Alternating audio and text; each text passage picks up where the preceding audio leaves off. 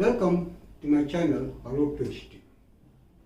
आज के इस वीडियो में फर्स्ट वर्ल्ड वॉर के जो इफेक्ट हैं, जिनका एक प्रभाव को मैं पहले वीडियो में बताया हूँ, आज उसका दूसरे इफेक्ट के बारे में हम चर्चा करेंगे। जो एक और महत्वपूर्ण प्रभाव पड़ा फर्स्ट वर्ल्ड वॉर का, वो ये हुआ कि जो यूरोपीय डोमिनेंस था, यूरोपियन कंट्रीज का प्रभुत्व था पूरे विश्व पर, वो प्रभुत्व समाप्त होते हुए नजर आया। उसके अंत की शुरुआत प्रथम विश्व युद्ध के बाद हुई।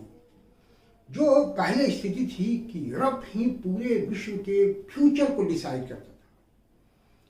यूरोपियन कंट्री जो चाहते थे वही होता था। अगर हम अतिशयोक्ति ना होगी तो हम ये कह सकते हैं कि पूरे वर्ल्ड का मैप यूरोपियन कंट्री डिसाइड करते थे और उनकी तूती बोलती थी। किसी भी देश में इतनी हिम्मत नहीं होती थी कि यूरोपियन कंट्रीज का विरोध कर सकें, और पूरे विश्व के देशों को कठपुतली की तरह नचाते थे यूरोपीय देश। लेकिन प्रथम विश्व युद्ध में स्थिति बिगड़ने लगी और आर्थिक दृष्टिकोण से, सामरिक दृष्टिकोण से भी यूरोपीय जो शक्तियां हैं, यूरोपीय जो देश है, वो धीरे धीरे कमजोर होने लगे।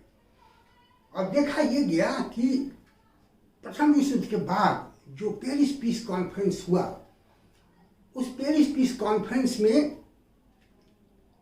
केवल यूरोपीय देश ही नहीं आए थे, बल्कि एशियाई और अफ्रीकी देश के भी जो लीडर्स थे वो भी आए थे, और उनको भी अपना मंतव्य देने का हक था। वो भी अपना मंतव्य देते थे। उनका भी एक डिसीजन मेकिंग में रोल होता था। एक जो और बात देखी गई कि पेरिस पीस कॉन्फ्रेंस में जो सबसे इम्पोर्टेंट पर्सनालिटी था, जो सबसे इम्पोर्टेंट व्यक्ति था, वो कोई यूरोप का व्यक्ति नहीं था, बल्कि यूएसए का प्रेसिडेंट वुडरो विल्सन था।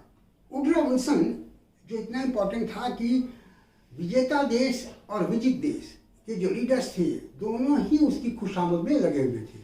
तो ये दर्शाता है कि अब यूरोप का कोई नेता, यूरोप का कोई लीडर या प्राइम मिनिस्टर या प्रेसिडेंट उतना इम्पोर्टेंट नहीं रहा। लॉर्ड जॉर्ज उतना इम्पोर्टेंट नहीं है जो ब्रिटेन का प्राइम मिनिस्टर था, बल्कि वुडरो विल्सन ज़्यादा इम्पोर्टेंट है। तो उसकी खुशामद में सारे देश लगे रहे। तो ऐसी स्थिति देखी गई कि अब यूरोपियन जो डोमिनेंस है वो समाप्त हो रहा है, और जो दूसरे देश हैं वो भी अपना वर्चस्व दिखाने का प्रयास प्रथम विश्व युद्ध के बाद कर रहे हैं, और उनको भी वो हक दिया जा रहा है। अब ये देखा गया कि वो जमाना गुजर गया जब यूरोप का वर्चस्व था। जो शांति सम्मेलन हुआ पेरिस पीस कॉन्फ्रेंस, इसमें राष्ट्र संघ की भी स्थापना हुई, और उस राष्ट्र संघ के जो सदस्य थे वो यूरोपीय और गैर यूरोपीय देश भी उसमें शामिल था। मतलब राष्ट्र संघ यूरोपीय और गैर यूरोपीय देशों के बीच बदलते हुए संबंधों का एक द्योतक था।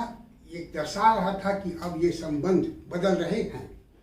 पहले स्थिति ये थी कि यूरोपीय देशों के डिसीजन के खिलाफ कोई भी गैर यूरोपीय देश कुछ बोल नहीं सकता था, उस डिसीजन को चुनौती नहीं दे सकता था। लेकिन राष्ट्र संघ की स्थापना हो जाने के बाद अब छोटे छोटे देश भी यूरोपीय देश के किसी भी डिसीजन को क्वेश्चन लगा सकते थे और राष्ट्र संघ में उसको रख सकते थे। और कोई भी यूरोप का शक्तिशाली देश अब विभिन्न देशों के सामने, गैर यूरोपीय देशों के सामने जवाब देने को एक तरह से बाध्य था। तो अब जो यूरोप का वर्चस्व था वो नहीं रहा। ये राष्ट्र संघ जो है वो 1815 के यूरोपीय कंसर्ट जैसा नहीं था, जिसमें सिर्फ यूरोपीय देश ही सदस्य थे। ये पूरे विश्व के बहुत सारे देशों का एक संघ था, जिसमें यूरोपीय, गैर यूरोपीय देश भी शामिल थे। तो इसने भी ये दर्शाया कि अब यूरोप का जो डोमिनेंस है वो समाप्त हो रहा है। एक और बात जो देखी गई कि इस युद्ध में जो भी देश शामिल हुआ उसको बहुत आर्थिक क्षति सहनी पड़ी। अर्थव्यवस्था बिल्कुल चरमरा गई। स्थिति यह हो गई कि युद्ध को चलाने के लिए या युद्ध के बाद फिर खुद को रिकंस्ट्रक्ट करने के लिए यूरोपीय देशों को लोन लेने की जरूरत पड़ गई। जो यूरोपीय देश पहले लोन देते थे, अब वो लोन लेने वाले देश बन गए, और एकमात्र देश उस समय था जो इनको लोन दे सकता था, और वो था यूएसए। तो एक तरह से यूएसए से सारे देशों ने लोन लिया, और जब आप लोन लेते हैं तो आपको फिर उस देश के हिसाब से, उसके टर्म्स एंड कंडीशन के हिसाब से काम करना पड़ता है। तो अपने फ्यूचर को एक तरह से यूएसए के पास इन लोगों ने गिरवी रख दिया। तो एक तरह से आर्थिक गुलामी की स्थिति या आर्थिक अव्यवस्था की स्थिति यूरोपीय देशों में आ गई। अब उनमें आर्थिक दृष्टिकोण से वो ताकत नहीं रही कि वो पूरे वर्ल्ड को पर अपना डोमिनेंस स्थापित कर सके। तो ये भी एक महत्वपूर्ण प्रभाव है फर्स्ट वर्ल्ड वॉर का, जिसने यूरोपीय देशों के डोमिनेंस को, उनके वर्चस्व को समाप्त कर दिया। अब वो उतने ताकतवर नहीं रहे कि पूरे विश्व का लीडर बन सके। तो फर्स्ट वर्ल्ड वॉर के इफेक्ट में, प्रभाव में आज इतना ही। उम्मीद है आपको अच्छा लगेगा। आप अच्छा लगे तो आप इसको देखें, अपने दोस्तों को सजेस्ट करें और मेरे चैनल को सब्सक्राइब करें। जो मेरे अन्य वीडियो हैं उनका डिस्क्रिप्शन में लिंक दिया हुआ है, आप वहां से मेरे अन्य वीडियो को देख सकते हैं। Thank you for watching me. See you again with the new effect of first world war.